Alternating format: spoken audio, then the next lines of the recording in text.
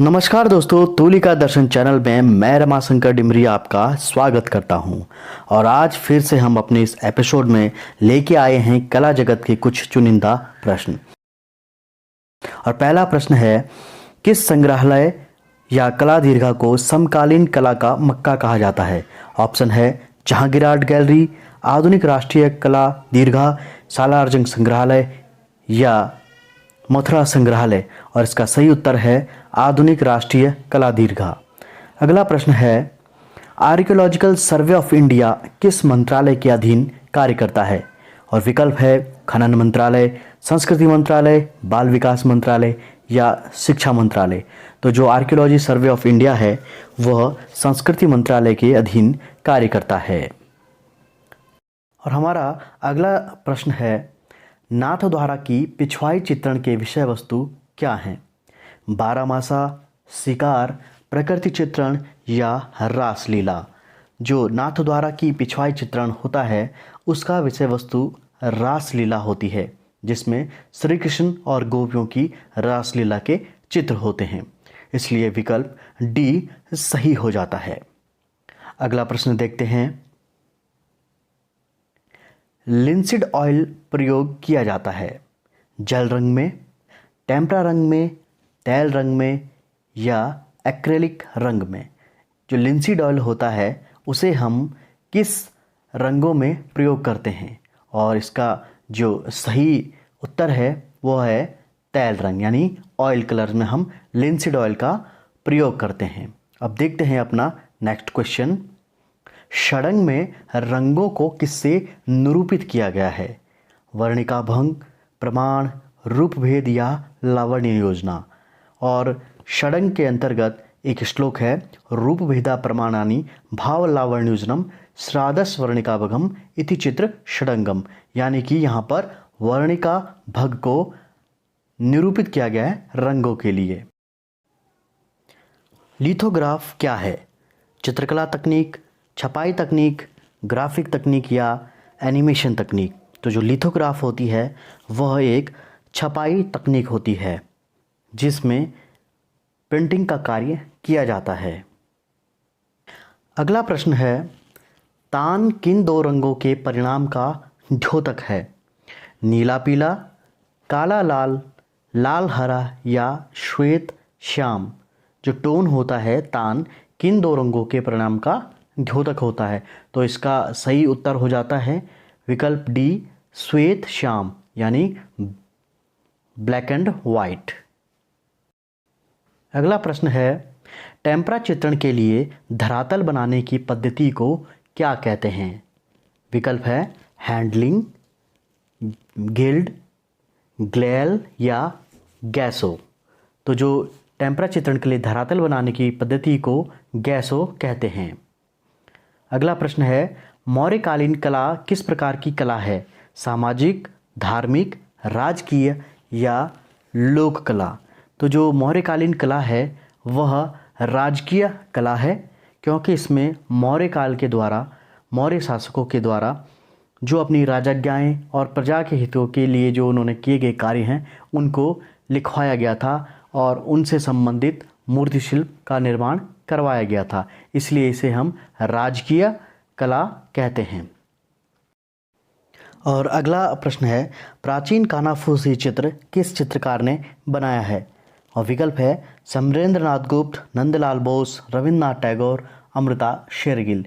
तो जो प्राचीन कानाफूसी चित्र है उसे रविन्द्रनाथ टैगोर जी ने बनाया था और ये चित्र काफ़ी प्रसिद्ध भी रहा। अब अगला प्रश्न देखते हैं, वह शौकिया कलाकार जो कभी कभी अपने स्वतः सुखाए के लिए चित्र बनाते हैं क्या कहलाते हैं? Sunday painters, Monday painters, Thursday painters या वीकेंड पेंटर्स। यहाँ पर उन कलाकारों की बात हो रही है जो अपने हॉबीज़ के लिए पेंटिंग्स बनाते हैं और उन्हें संडे पेंटर्स कहा जाता है। विकल्प ए सही उत्तर हो जाएगा। अब अगला प्रश्न देखते हैं, ललित विस्तार में कितनी कलाएं वर्गीकृत की गई हैं? 8, 64, 86 या 90। ललित विस्तार नाम का जो ग्रंथ है उसमें कलाओं को वर्गीकृत किया गया है और 86 कलाओं में ललित विस्तार में कलाओं को वर्गीकृत किया गया है। तो विकल्प सी सही हो जाता है। छपाक क्या है? गगनेंद्रनाथ टैगोर का प्रसिद्ध चित्र, कृष्ण रेड्डी का प्रसिद्ध विस्कोसिटी प्रिंट, रिनी धूमल का ड्राई पॉइंट प्रिंट या कमल कृष्ण का प्रसिद्ध प्रिंट। और जो छपाक है वह कृष्ण रेड्डी का प्रसिद्ध विस्कोसिटी प्रिंट है। विकल्प बी सही उत्तर हो जाएगा। अब देखते हैं अगला प्रश्न। कैमयू पद्धति क्या है? कई रंगों से चित्र बनाने की विधि, एक रंग से चित्र बनाने की विधि, दो रंगों से चित्र बनाने की विधि या उपरोक्त सभी। जो कैमयू पद्धति होती है उसमें एक रंग से चित्र बनाया जाता है। विकल्प बी सही उत्तर हो जाएगा। अगला प्रश्न है, चौर पंचशिखा का सर्वश्रेष्ठ चित्र कौन सा है? सारंगधर, पृथ्वीराज रासो, चंपावती विल्हड़ या पंचख्यान। जो चौर पंचशिखा नामक ग्रंथ है उसका जो सर्वश्रेष्ठ चित्र है वह चंपावती विल्हड़ है। विकल्प सी सही हो जाएगा। अब देखते हैं अपना अगला प्रश्न। पद्मश्री 2021 प्राप्त दुलारी देवी का संबंध किस लोक कला से है? कलमकारी, सांझी, अहपन या मधुबनी। और ये हाल ही में पद्मश्री पुरस्कार प्रदान किए गए थे और दुलारी देवी का संबंध जिस लोक कला से है उस लोक कला का नाम है मधुबनी और यह बिहार की लोक कला है जो जितवारपुर नामक स्थान से आरंभ हुई थी। अगला प्रश्न है, द टोटम तैल चित्र किस कलाकार का है? यामिनी राय, विकास भट्टाचार्य, अब्दुल रहमान चुगताई, गगनेंद्रनाथ टैगोर। द टोटम चित्र भी बहुत ही प्रसिद्ध चित्र है और यह चित्र विकास भट्टाचार्य जी का है जो काफ़ी प्रसिद्ध चित्रकार हैं।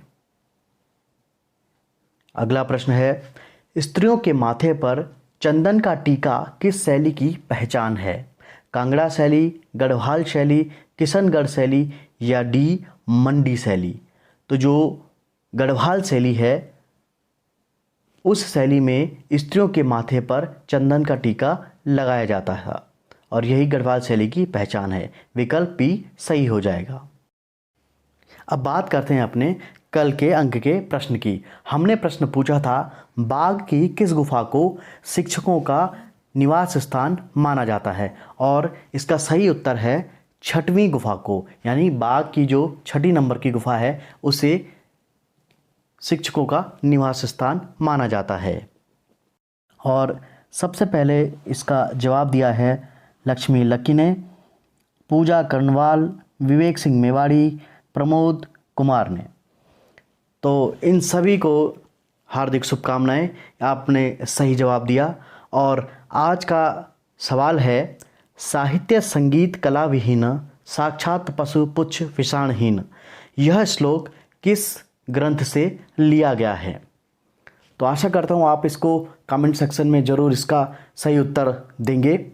और जिन सदस्यों ने अभी तक हमारे चैनल को सब्सक्राइब नहीं किया है प्लीज़ वो सब्सक्राइब करें।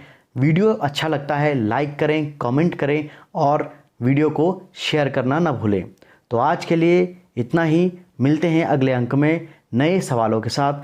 तब तक दीजिए मुझे आज्ञा। नमस्कार।